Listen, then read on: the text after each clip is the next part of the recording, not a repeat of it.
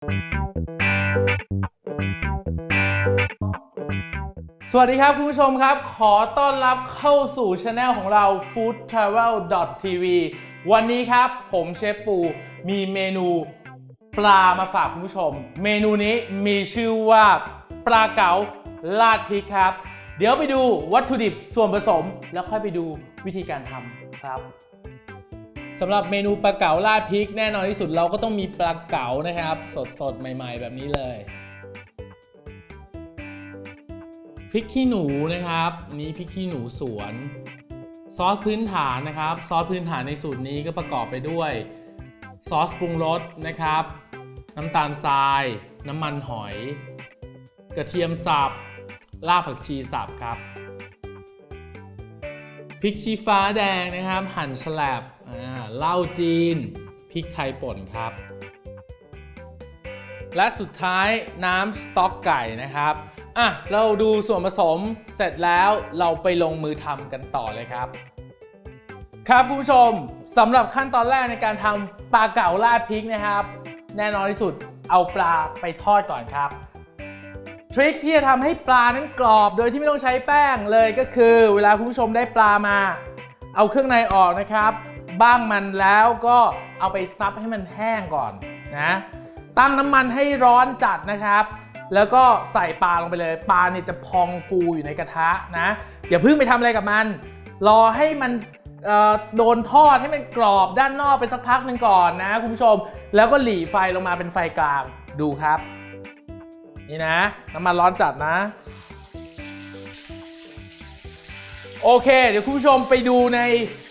VTR หรือเปล่าที่มันฉายให้คุณผู้ชมดูนะแล้วกลับมาดูอีกทีตอนมันเสร็จแล้วสักครู่ครับ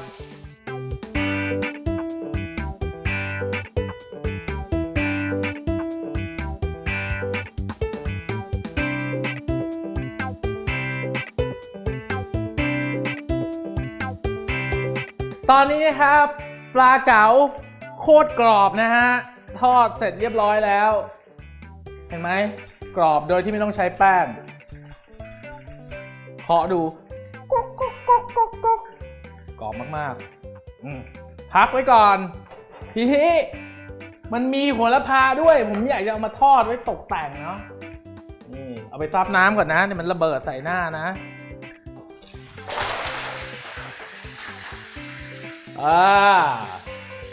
พอให้กรอบคุณผู้ชม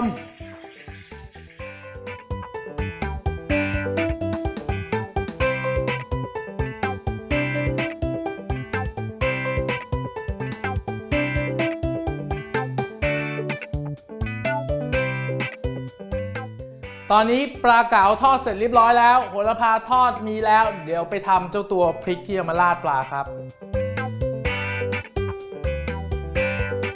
สำหรับ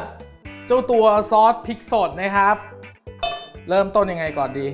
ใส่น้ำมันลงไปก่อนนะพริกชี้ฟ้าแดงครับผมเอาไปผัดกันผัดนิดหน่อยจริงๆเมื่อกี้ตอนที่ทอดปลาทอดโหระพาน่าจะเอาไอ้ตัวพริกชี้ฟ้าแดงไปจุ่มในน้ำมันก่อนเนาะแต่ลืมไม่เป็นไรผัดตรงนี้แหละ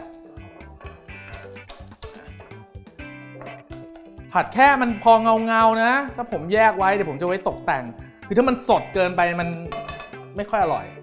นะครับพริกขี้หนูสวนใส่ลงไปในกระทะครับเยอะๆไม่ต้องกลัวไอ้พริกเนี่ยมันมี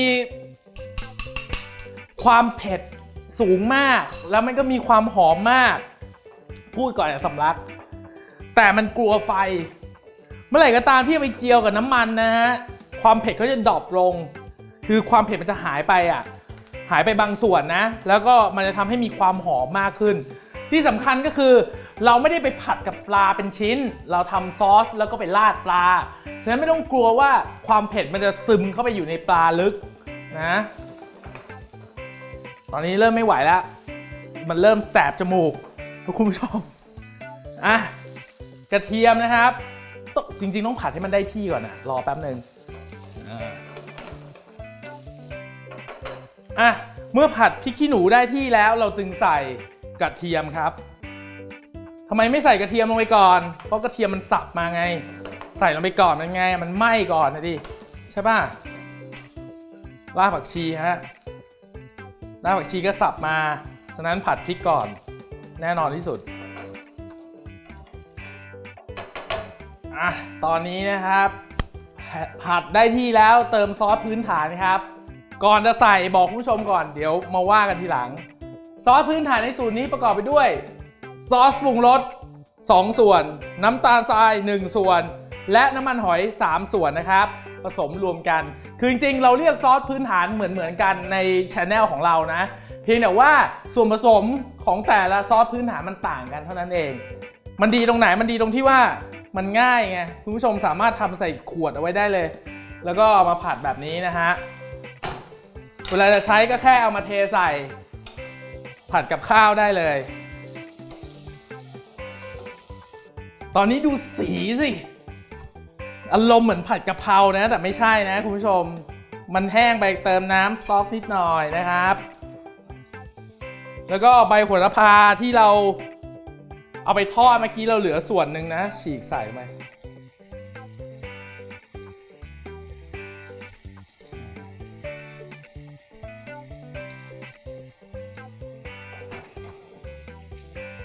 โอเคพริกไทยป่นครับ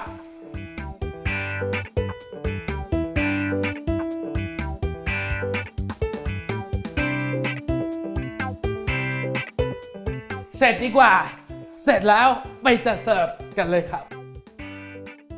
ทุกอย่างเสร็จเรียบร้อยแล้วเราก็เสิร์ฟกันเลยเมนูนี้ไม่ใช่ไก่กาลาเล่นะคุณผู้ชมเพราะว่ามันไม่สามารถทำทิ้งไว้ได้ทำทิ้งไว้แล้วรสชาติมันจะไม่ใช่มันต้องทำแล้วก็กินร้อนๆเลยนี่เป็นไงล่ะ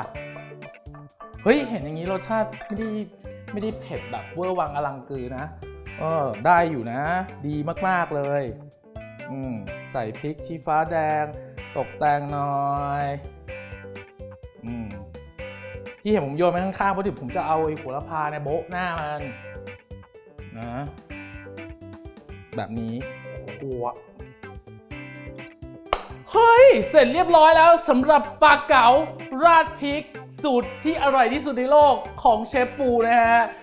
เมนูนี้นะครับคุณผู้ชมสามารถเข้าไปดูสูตรได้อย่างละเอียดที่เว็บไซต์ของเราที่ foodtravel.tv เท่านั้นห้ามลืมนะสำหรับวันนี้ผมเชฟปูขอลาไปก่อนครับเจอกันใหม่คลิปหน้าครับสวัสดีครับ